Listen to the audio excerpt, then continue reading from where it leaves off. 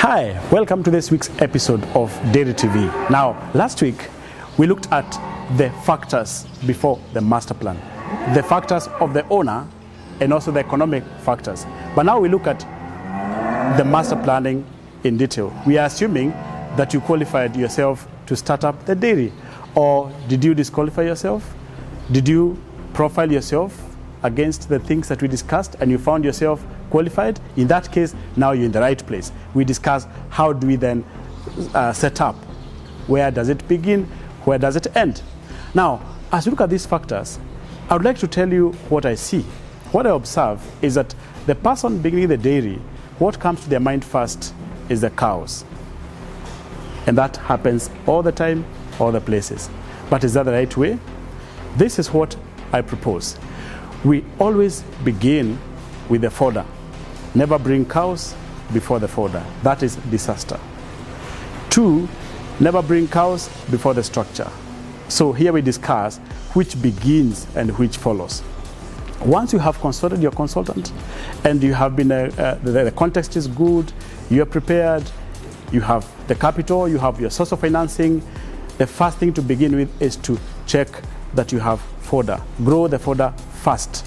In fact, if you grow the fodder and something happens along the way and you discover that you cannot start your dairy, if you had maize silage or sorghum silage or whatever it is, you can actually sell it. It's okay, you just cut and package and sell.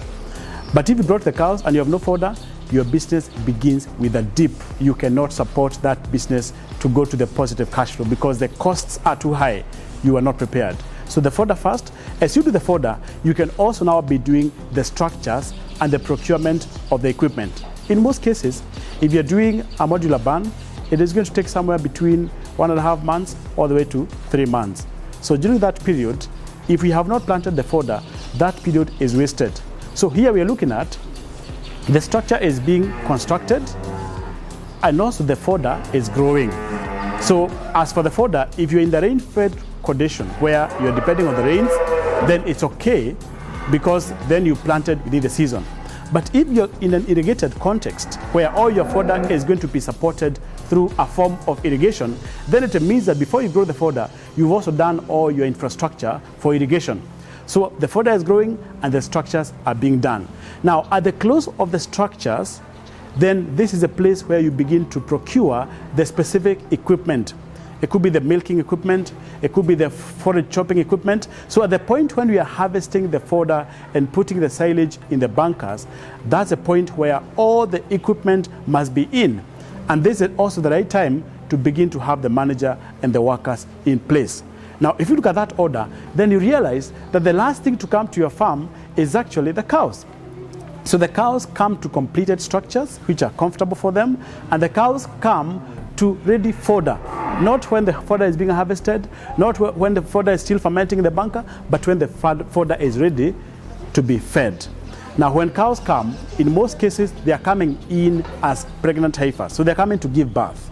So you also have to have all the calf pens ready, all the pellets and the feed for the calf ready. So that is the order. Fodder together with the structures. At the end of the structures, procurement of equipment, procurement of workers, and then you're ready for the cows. That way, you know that you have started the right way. So let's continue as we now discuss what are the common mistakes that people make during the startup process.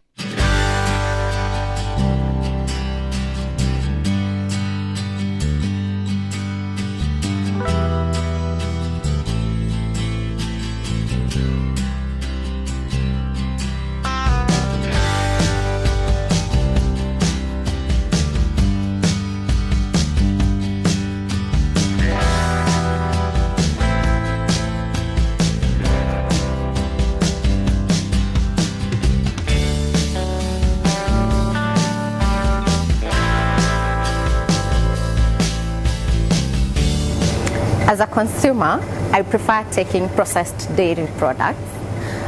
With comparison to the products from unlicensed traders, at times they have posed challenges in 1 or 2 cases which we've had, which is very dangerous, a healthy concern for my family. And so I've always preferred taking processed milk, processed dairy products such as yogurt and cheese, which is always very favorable and healthy for my family.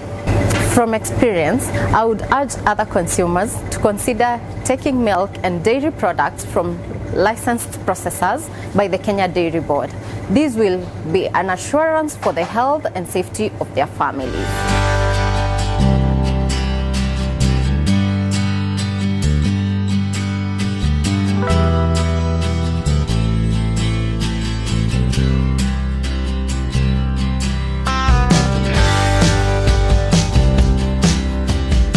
Come, let's have breakfast.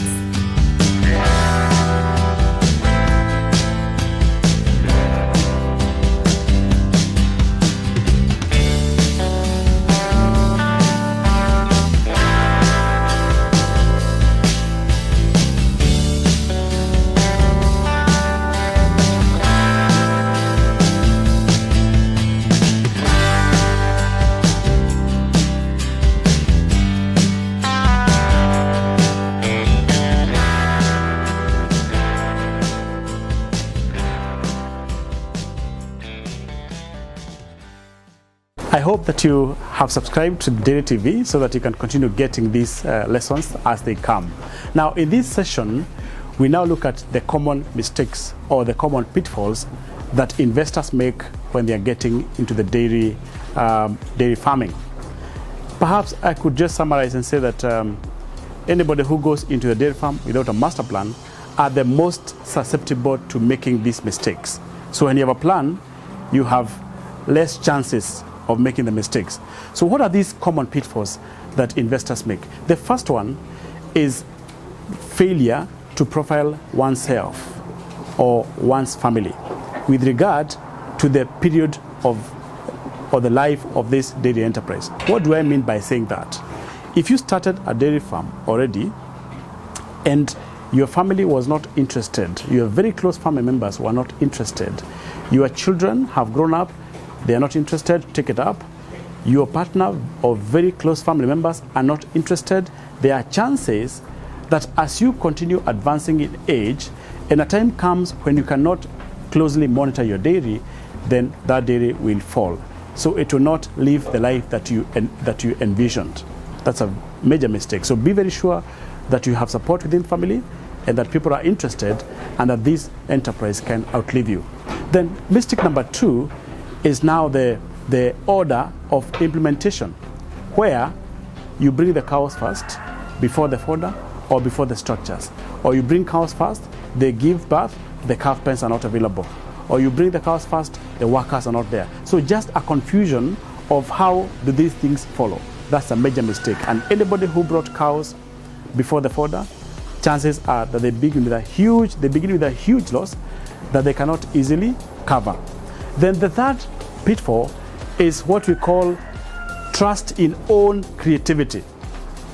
Perhaps you have been involved in construction work, or you have been involved in accountancy and bookkeeping history in your career, and then you think that you don't need to consult anybody, you just go straight into the dairy farm. Now, that has also been a major problem. You make your own construction the way you think is suitable. You go out and select your own cows.